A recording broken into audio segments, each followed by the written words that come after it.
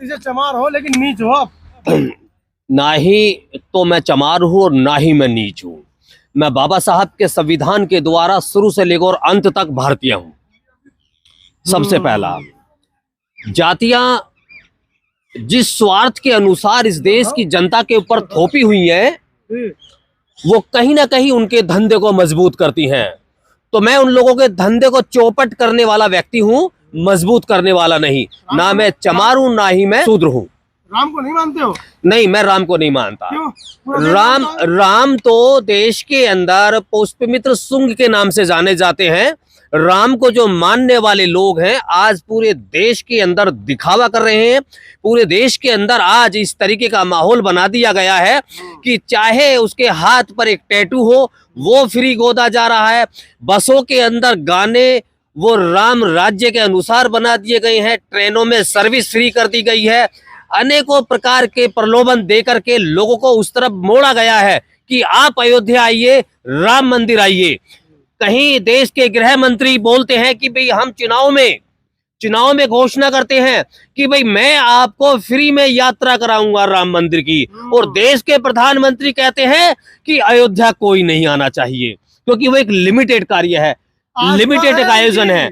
लेकिन समझ में ये नहीं आता कि देश के गृह मंत्री की बात माने या देश के प्रधानमंत्री की बात माने। एक पब्लिक को ले जाना चाहता है और एक पब्लिक को मना कर रहा है। नहीं तो आस्था है ना उनकी। देखिए, आस्था बिल्कुल मैं कह सकता हूं आस्था होनी चाहिए। आस्था पत्थर के अनुसार उसमें नहीं होनी चाहिए जो चीजें है ही नहीं। अब वहां बात चल रही है कि हम लोग भी काफी समय से सुनते आ रहे हैं कि प्राण प्रतिष्ठा हो रही है।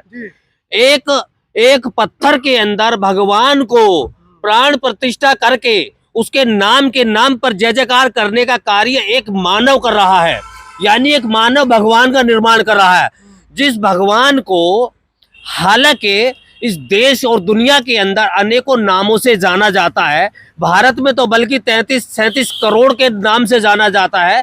देश के बाहर जब निकलते हैं तो वहां पर केवल एक भगवान को जाना जाता है, चाहे वो ईश्वर हो, अल्लाह हो, गॉड हो, अनेकों नामों से नहीं। लेकिन भारत में आते ही ये अंधविश्वास पाखंड इतना चरम पर पहुंच जाता है कि जिस तरीके से आज देश की सरकार इस देश की जनता के ऊपर पाखंड परोसने का काम कर रही है। ये आस्था नहीं है, यह पाखंड और अंधविश्वास है। पता नहीं, हम तो समझ नहीं पा रहे देश के नेताओं को। सारे SC ST के नेता सारे OBC के पीछे लगे हुए हैं और OBC समाज की लड़कियां बाबा साहब को गाली दे रही हैं। हाँ, एक भी OBC संगठन ने उसका विरोध नहीं किया। बिल्कुल आपकी बात से मैं सहमत हूँ। एक लड़की का जरूर बयान सोशल मीडिया पे वायरल हुआ था, लेकिन कुछ समय बाद उसने माफी भी जरूर मांगी है। लेकिन मैं OBC समाज से कहना चाहता हूँ, देश के अंदर अगर अंधविश्वास और पाखंड की अगर बात होती है तो ये सबसे आगे OBC समाज है उसको करने वाला। अगर ब्राह्मणों की दुकानें चल रही हैं तो OBC समाज की वजह से चल रही हैं। OBC समाज हजारों वर्षों से पिटताया छितताया है। अधिकार आज भी उनको नहीं मिले हैं। आज भी अगर मैं कहूं पूरे देश के अंदर अगर कोई ब्राह्मण की लड़की से अगर कोई यादव या कोई जाट या कोई गुर्जर अगर कोई शादी कर लेता है तो उसे धार्मिक मान्यता नहीं मिलेगी, उसका कहीं ना कहीं सामाजिक बहिष्कार कर दिया जाएगा। तो उन्हें भी देखना चाहिए कि वो धार्मिक जो एक नीतियां बनी हुई है मनुस्मृति के माध्यम से इसको OBC को भी वही दर्जा दिया गया जो देश के SC ST को दिया गया, यानी कि उसको भी शूद्र अछूत कहा गया है। OBC को समझना होगा। पूरे देश में EVM को लेकर बवाल छिड़ा है, भीमसेना कहाँ खड़ी है? देखिए, अगर EVM की मैं बात करूं, देश के अंदर 37-38% वोट 2019 में भारतीय जनता पार्टी को मिला। बाकी की अगर मैं बात करूं, अगर 60% 60 से 62-63% जो वोट है ये विपक्ष की पार्टियों को मिला। लेकिन आज देश के अंदर जो सत्ताधारी पार्टी है वो जबरदस्ती EVM की तरफ लेकर के जा रही है, जबकि यही देश के प्रधानमंत्री जब कभी इस गुजरात के मुख्यमंत्री हुआ करते थे तो इन्होंने भी साक्षात विरोध किया था कि चुनाव EVM से छोड़ करके बैलेट पेपर से होना चाहिए।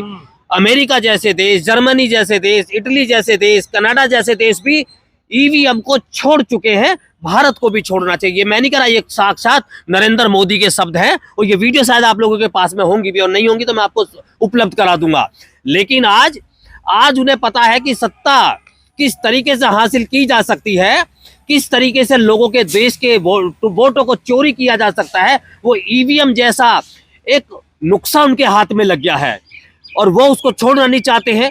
लेकिन देश की आवाम आज जिस तरीके से देश की जनता ईवीएम का विरोध कर रही है, उसी प्रकार से देश का जो विपक्ष है उसको भी देश की जनता के साथ खड़ा होना चाहिए और ईवीएम का विरोध होना चाहिए।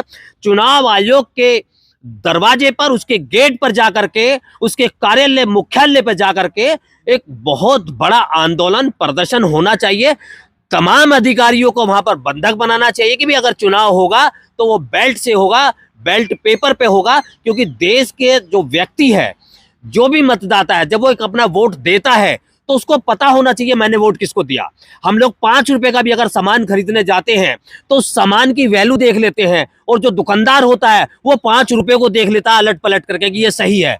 लेकिन हम लोग तो 5 साल के लिए अपना नेता चुनते हैं, तो हमें भी पता होना चाहिए कि हमारा वोट कहाँ जा रहा है। लेकिन मैं चुनाव आयोग को भी कहना चाहता हूं, जिस तरीके से देश की जनता 5 साल तक इस सत्ता का इंतजार करती है कि किसको हम दोबारा चुनने जा रहे हैं, ऐसे ही देश के जो आज सत्ताधारी पार्टी है उसे भी इंतजार करना चाहिए कि 2 या 3 दिन अगर वोटों की गिनती हो रही है बैलेट पेपर के द्वारा तो उस इंतजार को करे।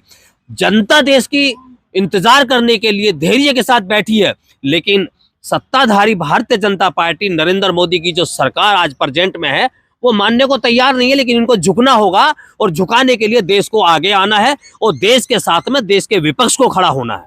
समाज चाहता है आगे बढ़ चढ़ के काम करें, लेकिन ऐसे नेताओं का क्या करें जो पहले पिटते हैं। मेरठ का एक उदाहरण आपके सामने है, 2 सभासदों की पिटाई हुई, पूरा समाज सड़कों पे उतरा, लेकिन उन्होंने समझौता कर लिया पर्दे के पीछे। देखिए मनोज जी, आप भी वहाँ मेरठ के सरजमी पर मौजूद थे और आपके बीच में वहाँ मैं भी था। लेकिन जिस तरीके से हम लोगों को वहाँ पर जानकारी मिली कि जिन पार्षदों को सड़कों पर दौड़ा दौड़ा कर मारा गया और अपमानित किया गया, जाति सूचक गालियां दी गई, वो बहुत ही कम रुपयों में अपने उस मान सम्मान और इज्जत का समझौता कर लेंगे। ये खैर बिल्कुल गलत है, निंदनीय है, शर्मनाक है। लेकिन हमें ये भी देखना चाहिए कि इस ऐसे समझौते कराने वाले जो लोग हैं वो भी हम जैसे लोगों में से ही हैं, वो भी हमारे समाज से ही हैं, वो भी नाम सामने आए। हालांकि मैं इस चैनल के माध्यम से इस आपके बाइट में उन नामों को ओपन नहीं करूंगा क्योंकि वहां भी किसी न किसी का मान सम्मान लगा हुआ है। लेकिन ऐसे लोगों से हमें सावधान रहने की जरूरत है कि अगर किसी भी भाई के साथ में अगर अपमाननीय घटना होती है तो उस घटना का हमें दोषी को सजा दिलाने का काम होना चाहिए, क्योंकि ये देश की अदालतें हैं, देश के अंदर कानून है, देश के अंदर पुलिस है। लेकिन अगर 4 लोग बैठ करके उसका अगर समझौता कर लेंगे तो लोग क्या सोचेंगे? लोग तो यही कहेंगे कि पैसे वाला व्यक्ति किसी को भी मारेगा, पीटेगा, अपमानित करेगा, समझौता कर लेगा।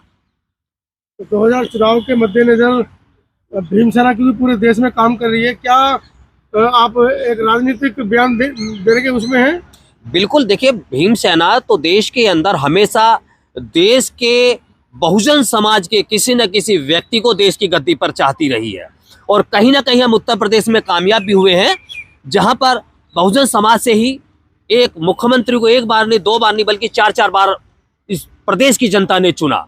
लेकिन आज बात 2024 के लोकसभा चुनाव की है, देश की गद्दी की बात है और देश जिस तरीके से 10 साल से एक कहीं ना कहीं अछूता रहा है कि अच्छे नेतृत्व के लिए, उस नेतृत्व को देने के लिए बहुजन समाज और साथ में भीम सेना हम लोग चाहें कि बहुजन समाज का ही एक व्यक्ति इस देश की गद्दी पर बैठे और इस देश के अंदर नेतृत्व करे और जो हजारों वर्षों से नहीं हुआ है उस कौम को देने का काम करे जो आज भी अपने अधिकारों के लिए कहीं ना कहीं वंचित है। लेकिन विजेंद्र भारतीय, राष्ट्रीय उपाध्यक्ष भीम सेना, दिल्ली से।